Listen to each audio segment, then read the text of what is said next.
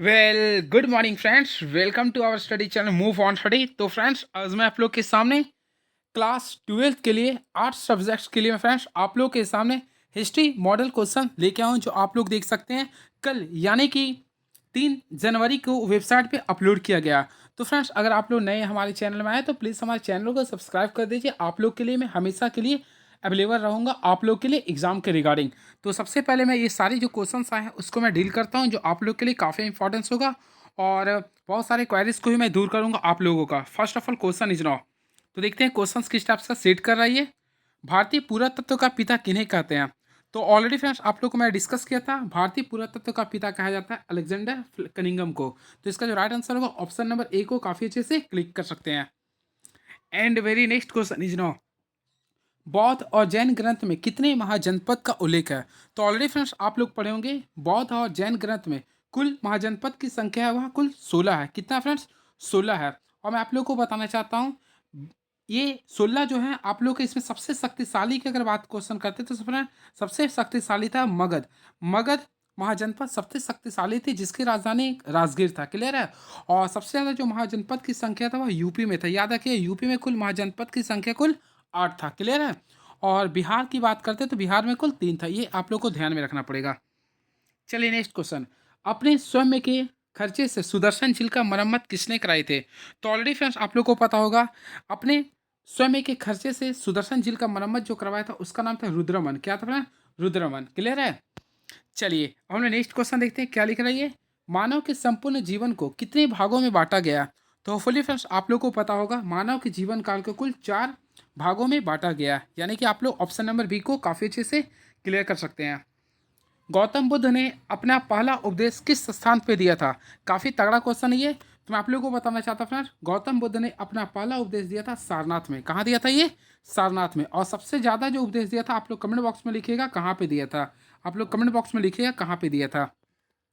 And next question, Ibn Battuta ने किस पुस्तक की रचना की थी?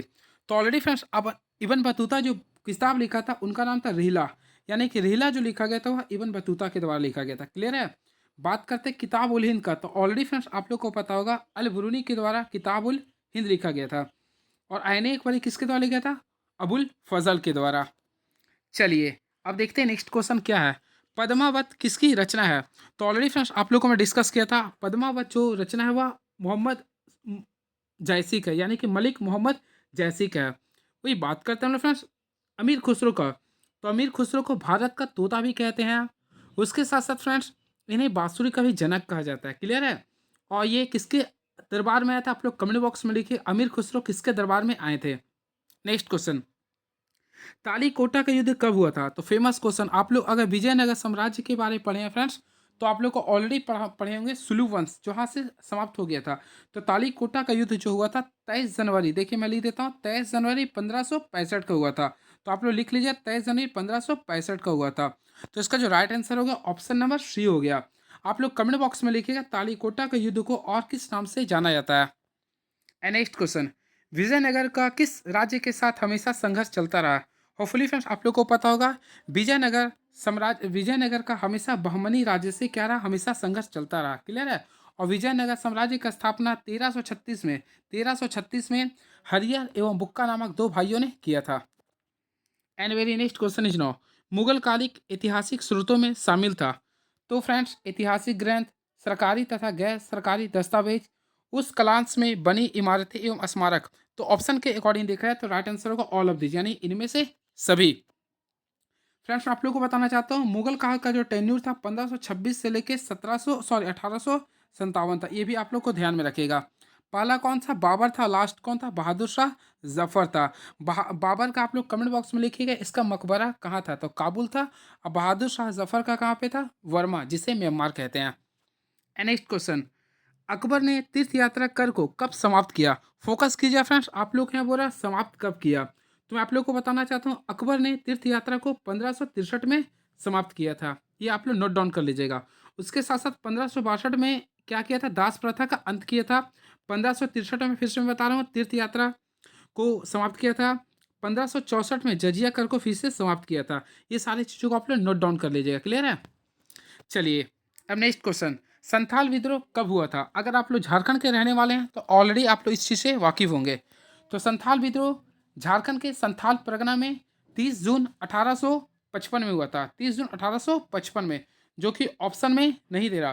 तो फ्रेंड्स ऑलरेडी आप लोगों को पता होगा, इसका ऑप्शन नहीं दिया, लेकिन मैं आप लोगों को फिर से बता रहा हूँ, इसका जो राइट आंसर होगा देख लीजिएगा, 30 जून 1855 के हुआ था। क्लियर है? और ये जो इसका मेन जनक थे सिद्धू कान्हू थे। सिद्धू और कान्हू दो भाई थे। क्लियर है? और टोटल थे सिद्धू कान्हू चांद भैरव। और ये हुआ था संथाल परगना में, जिसका हेडक्वार्टर जो कहा जाता है फ्रेंड साहिबगंज को। क्लियर है? चलिए अब नेक्स्ट क्वेश्चन देखते हैं क्या लिख रहा है ये। 1857 के विद्रोह में बिहार का नेतृत्व किसने किया था? काफ़ी फेमस क्वेश्चन है ये, मैं फिर से बताना चाहता हूँ। 1857 के विद्रोह में बिहार का नेतृत्व वीर कुंवर सिंह ने किया था। वीर कुंवर सिंह में, जो कि आरा आरा भोजपुर यानी कि जगदीशपुर के रहने वाले थे। इसका जो मौत हुआ था ये भी आप लोग याद रखिएगा 26 अप्रैल को हुआ था। सॉरी, यानी 26 अप्रैल 1858 को हुआ था। और फ्रेंड्स आप लोगों को मैं इसका कहानी बताया था किस टाइप से इसका मौत हुआ था। क्लियर है? बात करते हैं नाना साहेब का, तो नाना साहेब ने नेतृत्व जो किया था वह कानपुर से किया था। वही रानी लक्ष्मी की बात करते हैं तो इन्होंने झांसी से किया था। क्लियर है? चलिए नेक्स्ट क्वेश्चन। सहायक संधि की व्यवस्था किसने की थी? तो फ्रेंड्स मैं आप लोग को हमेशा ट्रिक से पढ़ाया था सहायक। तो फ्रेंड्स अगर आप लोग को फ्रेंड का कुछ अगर जल जाता है तो आप लोग क्या करते हैं? सहायता करते हैं। तो इस टाइप से आप लोग याद करिए, सहायक संधि की व्यवस्था लॉर्ड वेलेजली ने किया था। लॉर्ड वेलेजली ने किया था। क्लियर है? चलिए अब नेक्स्ट क्वेश्चन की ओर मूव ऑन करते हैं। संविधान सभा की संचालन समिति के अध्यक्ष कौन थे? Hopefully friends you know that. संविधान सभा के संचालन समिति के अध्यक्ष का नाम था डॉक्टर राजेंद्र प्रसाद। डॉक्टर राजेंद्र प्रसाद थे। वही बात करते पंडित जवाहरलाल नेहरू का, तो ये जो थे प्रस्तावना यानी कि उद्देश्य प्रस्ताव जो पारित हुआ था, उद्देश्य प्रस्ताव जो आप लोग को ऑलरेडी पता होगा, ये 13 दिसंबर को पारित हुआ था। 13 मैं लिख देता हूँ, 13 दिसंबर 1946 को ये पारित हुआ था। ऑलरेडी आप लोग जानते हैं। तो ये उनका अध्यक्ष कौन था उद्देश्य प्रस्ताव का? पंडित जवाहरलाल नेहरू। और भीमराव अंबेडकर जो थे वह प्रारूप समिति के अध्यक्ष थे। क्लियर है? और सरदार वल्लभ भाई पटेल एक सदस्य ही के रूप में थे।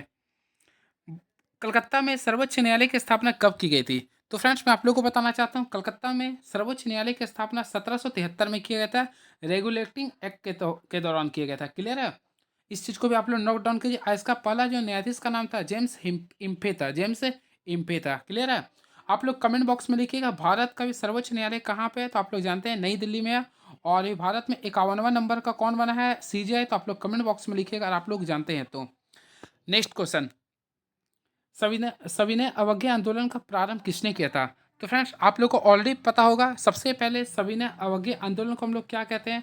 हम आपकी नियम को नहीं माने, यानी हम आपकी आज्ञा का पालन नहीं करेंगे, ये इसका अर्थ होता है।